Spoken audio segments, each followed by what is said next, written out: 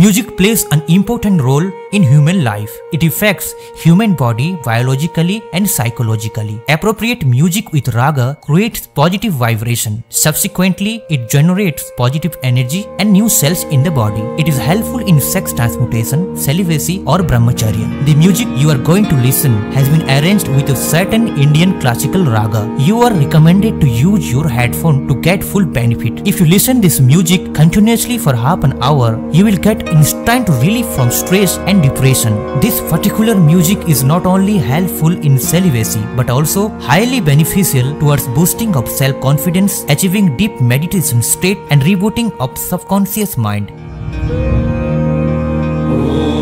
वन्दे देवोमापतिं सुरगुरुं वन्दे जगत्कारणं वन्दे पन्नगभूषणं मृगधरं वन्दे पशूनां पतिं वन्दे सूर्यशशाङ्कवहिनयनं वन्दे मुकुन्दप्रियं वन्दे भक्तजनाश्रयं च वरदं वन्दे शिवं शङ्करम् ॐ मृत्युञ्जयाय रुद्राय नीलकण्ठाय शम्भवे अमृतेशाय शर्वाय महादेवाय ते नमः। नमस्तेस्तु भगवन् विश्वेश्वराय महादेवाय त्र्यम्बकाय त्रिपुरान्तकाय त्रिकाग्निकालाय कालाग्निरुद्राय नीलकण्ठाय मृत्युञ्जयाय सर्वेश्वराय सदाशिवाय श्रीमान् महादेवाय नमः।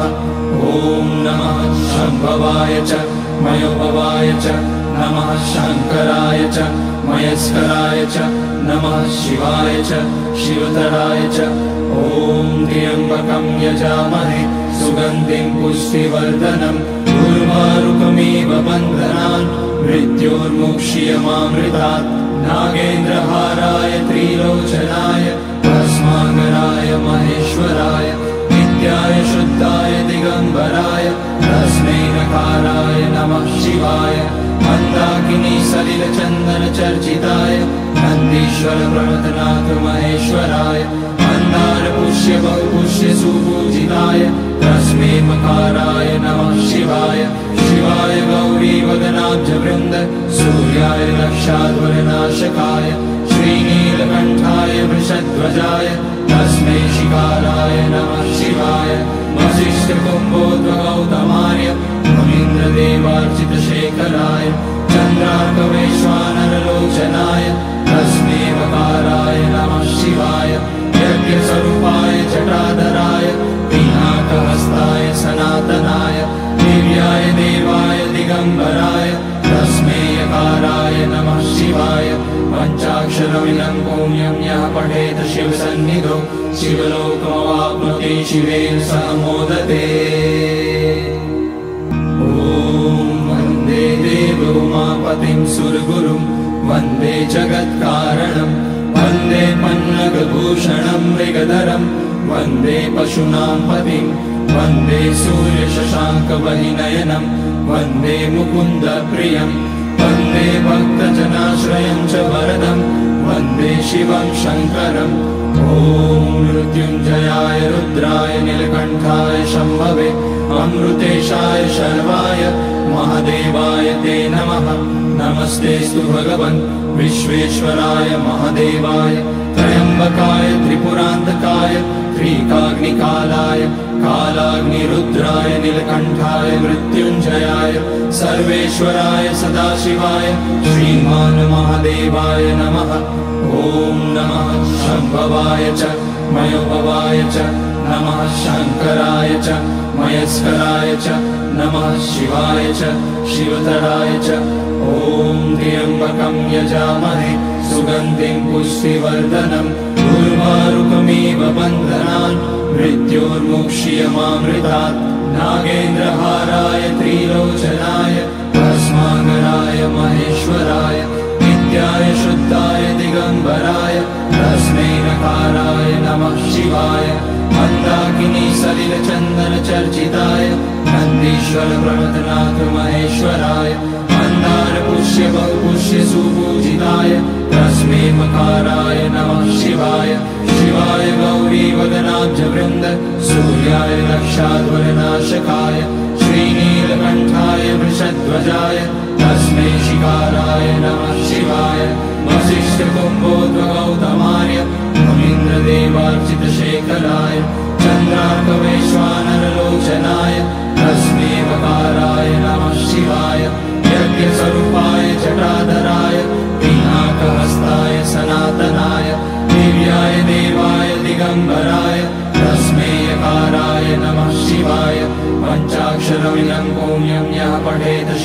शिवसन्निधौ शिवलोकमवाप्नोति शिवेन सह मोदते। वन्दे देवोमापतिं सुरगुरुं वन्दे जगत्कारणं वन्दे पन्नगभूषणं मृगधरं वन्दे पशूनां पतिं वन्दे सूर्यशशाङ्कवहिनयनं वन्दे मुकुन्दप्रियं वन्दे भक्तजनाश्रयं च वरदं वन्दे शिवं शङ्करम्। ॐ मृत्युञ्जयाय रुद्राय नीलकण्ठाय शम्भवे अमृतेशाय शर्वाय महादेवाय ते नमः। नमस्तेऽस्तु भगवन् विश्वेश्वराय महादेवाय त्र्यम्बकाय त्रिपुरान्तकाय त्रिकाग्निकालाय कालाग्निरुद्राय नीलकण्ठाय मृत्युञ्जयाय सर्वेश्वराय सदाशिवाय श्रीमान् महादेवाय नमः। ॐ नमः शम्भवाय च मयोभवाय च नमः शङ्कराय च मयस्कराय च नमः शिवाय च शिवतराय च। ॐ त्र्यम्बकं यजामहे सुगन्धिं पुष्टिवर्धनम् उर्वारुकमिव बन्धनान् मृत्योर्मुक्ष्यमामृतात्। नागेन्द्रहाराय त्रिलोचनाय भस्माकराय महेश्वराय नित्याय शुद्धाय दिगम्बराय तस्मै नकाराय नमः शिवाय। मन्दाकिनी सलिलचन्दनचर्चिताय नन्दीश्वर प्रमथनाथ महेश्वराय मन्दारपुष्य बहुपुष्य सुपूजिताय तस्मै मकाराय नमः शिवाय।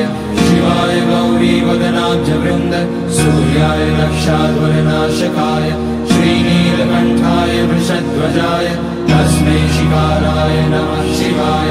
वसिष्ठकुम्भोद्भगौतमार्य मुनीन्द्रदेवार्चितशेखराय चन्द्रार्कवैश्वानरलोचनाय तस्मै वकाराय नमः शिवाय।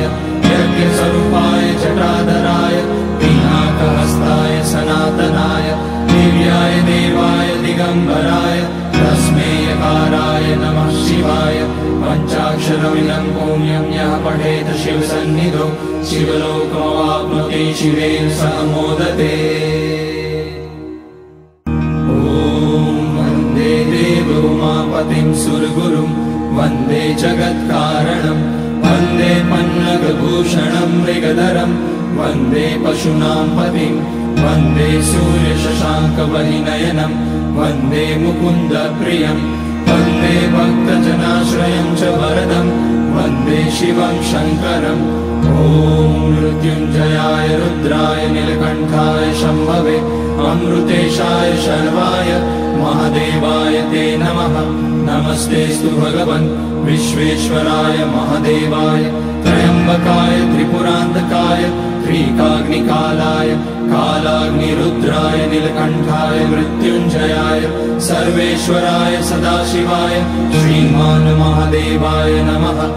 ॐ नमः शम्भवाय च मयोभवाय च नमः शङ्कराय च मयस्कराय च नमः शिवाय च शिवतराय च। ॐ त्र्यम्बकं यजामहे सुगन्धिं पुष्टिवर्धनम् उर्वारुकमिव बन्धनान् मृत्योर्मुक्ष्यमामृतात्। नागेन्द्रहाराय त्रिलोचनाय भस्माकराय महेश्वराय नित्याय शुद्धाय दिगम्बराय तस्मै नकाराय नमः शिवाय। मन्दाकिनी सलिलचन्दनचर्चिताय नन्दीश्वर प्रमथनाथ महेश्वराय मन्दारपुष्य बहुपुष्य सुपूजिताय तस्मै मकाराय नमः शिवाय। शिवाय गौरीवदनाब्जवृन्द सूर्याय रक्षाध्वरनाशकाय श्रीनीलकण्ठाय वृषध्वजाय तस्मै शिकाराय नमः शिवाय। वसिष्ठकुम्भोद्भगौतमार्य मुनीन्द्रदेवार्चितशेखराय चन्द्रार्कवैश्वानरलोचनाय तस्मै वकाराय नमः शिवाय। यज्ञस्वरूपाय जटाधराय पिनाकहस्ताय सनातनाय दिव्याय देवाय दिगम्बराय तस्मै यकाराय नमः शिवाय। पञ्चाक्षरमिदं पुण्यं यः पठेत शिवसन्निधौ शिवलोकमवाप्नोति शिवेन सह मोदते।